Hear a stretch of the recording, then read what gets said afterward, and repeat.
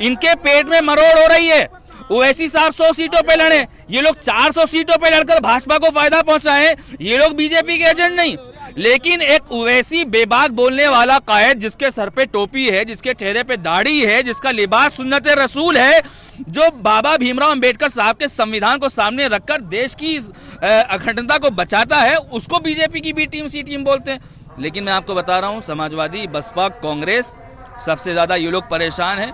अच्छा, ये लोग ये भी कहते हैं कि ओवैसी साहब का कोई वजूद नहीं है, कोई जनाधार नहीं है उनकी पार्टी का, ये लोग कहते हैं। मैं कह रहा हूं 2022 में इनको इनकी औकात बता देंगे। इनकी कुर्सी को हिलाने के लिए बैरिस्टर ओवैसी साहब आ गए हैं। बाबरी मस्जिद हमारे दिलों में बसी हुई है और बसी रहेगी। बाबरी मस्जिद कयामत तक रहेगी।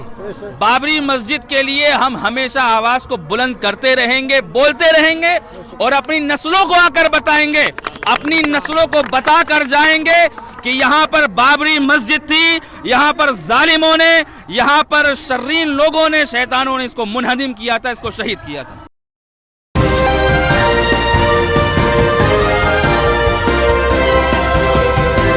मुजफ्फरनगर सरवट में मैं इस वक्त मौजूद हूं। बैरिस्टर असदुद्दीन ओवैसी अब से कुछ ही देर में यहां पहुंचने वाले हैं। उनके चाहने वालों का जो हुजूम है वो अपनी तरफ ही रैली की तरफ बढ़ रहा है, पर लगातार बैरिस्टर असदुद्दीन ओवैसी के सक्रिय होने से समाजवादी पार्टी में खलबली है। बहुजन समाज पार्टी आरोप लगा रही है, कांग्रेस भी आरोप लगा रही है, अब तो भारतीय जनता पार्टी ने भी बिगुल फूंक दिया है बैरिस्टर साहब के खिलाफ। बैरिस्टर असदुद्दीन ओवैसी साहब को लेकर के मुख्तार अब्बास नकवी का कहना है कि उत्तर प्रदेश में जिन्ना की पॉलिसी नहीं चलेगी।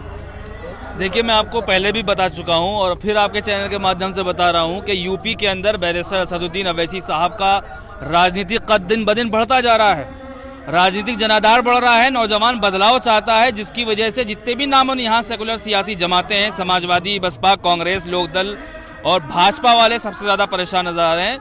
और यकीनन परेशान होने की जरूरत भी है, क्योंकि 70 सालों से इन लोगों ने मुसलमानों के वोटों का इस्तेहसाल किया है। 70 सालों से मुसलमानों के वोटों से सत्ता की कुर्सी पर काबिज होकर इन लोगों ने मुसलमानों का इस्तेहसाल किया है। मुसलमानों के मिली मसाइल पर बोलने के लिए तैयार नहीं है लोग। अगर आज बैरिस्टर असदुद्दीन ओवैसी साहब मुसलमानों की, मजलूमों की, बेबसों की, बेकसों की आवाज बन रहे हैं, तो इन लोग को परेशानी हो रही है। मुसलमानों के वोटों से सत्ता की कुर्सी चाहिए, लेकिन मुसलमानों के मसाइल पर नहीं बोलेंगे। ये इन लोग की बौखलाहट है और यकीनन 2022 के अंदर यूपी की जनता बदलाव चाहती है और बदलाव आकर रहेगा।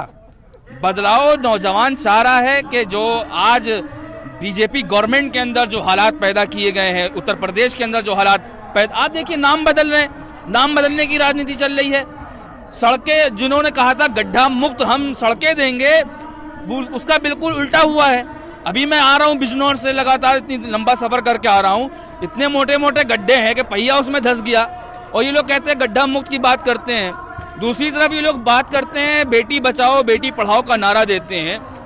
जब से भाजपा गवर्नमेंट सत्ता में बैठी है, लगातार हमारी माँ बहनों की अस्मत को तार तार किया जा रहा है। इन लोग के वो नारे सिर्फ और सिर्फ पोस्टरों में रह गए, सिर्फ और सिर्फ पोस्टरों में इन लोग के नारे रह गए हैं। तो ये आप तमाम देख रहे हैं कि यूपी की जनता बदलाव चाहती है, भाजपा ही परेशान है, समाजवादी के अखिलेश यादव भी परेशान है, बहन कुमारी मायावती परेशान है, क्योंकि इन लोगों ने मुसलमानों को अपना वोट बैंक समझा था कि मुसलमानों का वोट हमें मिलेगा। बसपा कहती है कि मुसलमानों का वोट हमारा है, अखिलेश यादव कहते हैं मुसलमानों का वोट हमारा है, लोकदल वाले कहते हैं मुसलमानों का वोट हमारा है।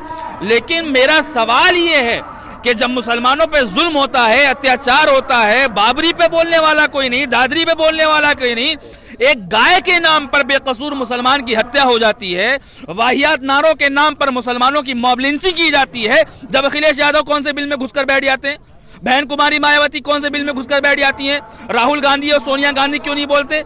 लेकिन अब इलेक्शन आ रहा है, ये जितने भी नामों ने यहाँ सेकुलर सियासी जमात के चपरासी और चापलूस हैं, अब ये अपने बिलों से निकल के बाहर आ रहे हैं और मुसलमानों को लॉलीपॉप देने की कोशिश कर रहे हैं। मैं एक सवाल और लेना चाहूंगा, बाबरी का जिक्र आपने किया, अभी हाल ही में सलमान खुर्शीद का एक इंटरव्यू वायरल होता है जिसमें वो बाबरी को लेकर के कहते हैं कि जो वर्डिक्ट सुप्रीम कोर्ट ने दिया है वो सबसे सही वर्डिक्ट था। देखिए, एक बात बैरिस्टर असदुद्दीन ओवैसी साहब कहते हैं और मैं उनका खादिम भी हूँ, उनकी जमात से ताल्लुक़ रखता हूँ। यकीनन सुप्रीम कोर्ट को हम मान्य मानते हैं, ठीक है, लेकिन बैरिस्टर असदुद्दीन ओवैसी साहब ने बाबरी के लिए जो केसेस लड़े हैं, बाबरी मस्जिद के जो एविडेंस हैं, उसके अधिकार पर क्यों नहीं फैसला हुआ? इस देश के अंदर बाबा भीमराव अंबेडकर साहब का संविधान लागू है। बाबा भीमराव अंबेडकर साहब के संविधान से एक कानून चलेगा। किसी की आस्था की बुनियाद पर फैसले नहीं होते हैं कि आस्था की बुनियाद पर फैसले कर दिए जाएं और थोप दिए जाएं। आप देख रहे हैं कि आस्था की बुनियाद पर फैसला सुनाया गया, कोई एविडेंस नहीं उनके पास। लेकिन सलमान खुर्शीद साहब जैसे लोग, जिनका नाम सलमान खुर्शीद है, सलमान खुर्शीद नाम रखने से मुसलमान नहीं हो सकते।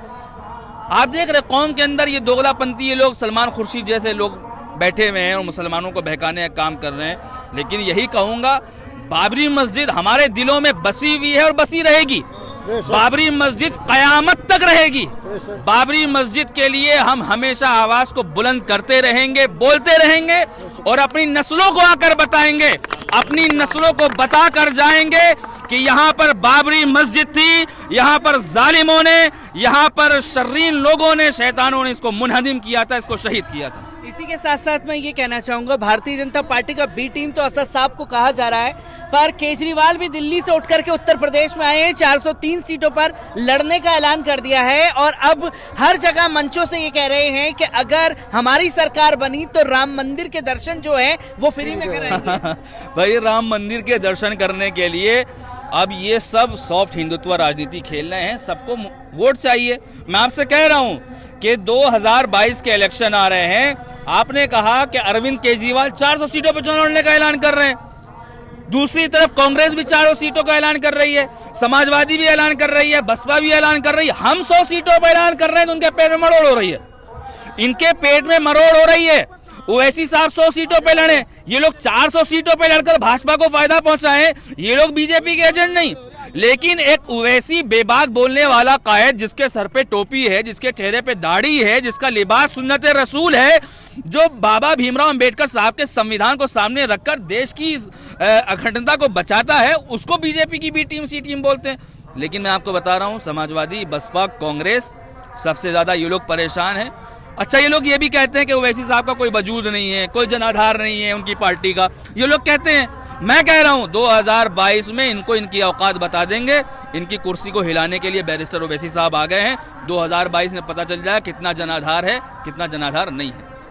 ओवैसी साहब जब से उत्तर प्रदेश में आए हैं तब से लगातार ये कैंपेन चलाया जा रहा है कि यूपी के जो मुसलमान हैं वो ओवैसी साहब को नहीं अपनाने वाले। कैसे देखते हैं इन चीजों?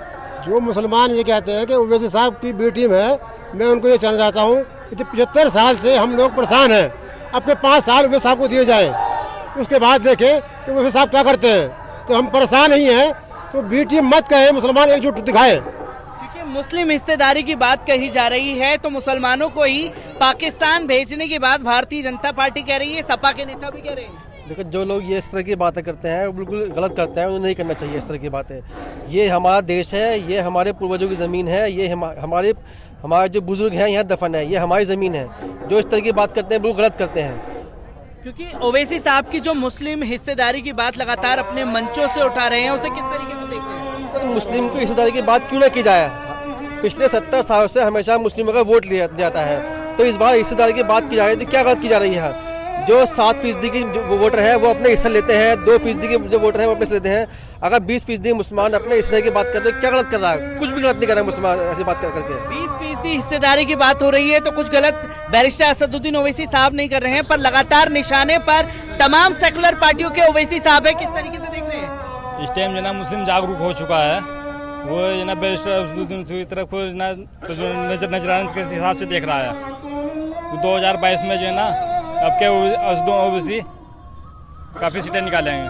हकीम साहब मेरे साथ मौजूद हैं। हकीम साहब, मैं आपसे ये जानना चाहूंगा, क्योंकि लगातार हम लोग ये देख रहे हैं कि कैंपेन गोदी मीडिया के द्वारा चलाया जा रहा है, जो ये दावे कर रहे हैं कि बैरिस्टर असदुद्दीन ओवैसी साहब को उत्तर प्रदेश के मुसलमानों ने नकार दिया है। बड़े बड़े जर्नलिस्ट भी मंचों में जाकर के इसी तरीके की कैंपेनिंग कर रहे हैं। हाँ, जो जर्नलिस्ट मैंने देखा है, बहुत सारे लोग इंटरव्यू देखे हैं, जो जर्नलिस्ट आजकल घूम फिर रहे हैं, और वो लोग असल बात कांग्रेस के भेजे हुए पिट्ठू हैं, और वो लोग कांग्रेस के इशारों पर और समाजवादी के इशारों पर वो ओवैसी साहब के खिलाफ कैंपेन चला रहे हैं, और वो एक माहौल पैदा करना चाह रहे हैं, एक माहौल क्रिएट कर रहे हैं ओवैसी साहब के खिलाफ। हालांकि ज़मीनी स्तर पे मैं आपको बता दूं कि पूरी यूपी के अंदर हम लोग घूम रहे हैं, अल्हम्दुलिल्लाह यूपी के अंदर ओवैसी साहब का जनाधार बढ़ रहा है और कद बढ़ रहा है। जो लोग कह रहे हैं वो लोग कहते रहिए, उनसे कोई फर्क पड़ने वाला नहीं है। 2022 में हम पूरी ताकत के साथ चुनाव लड़ेंगे।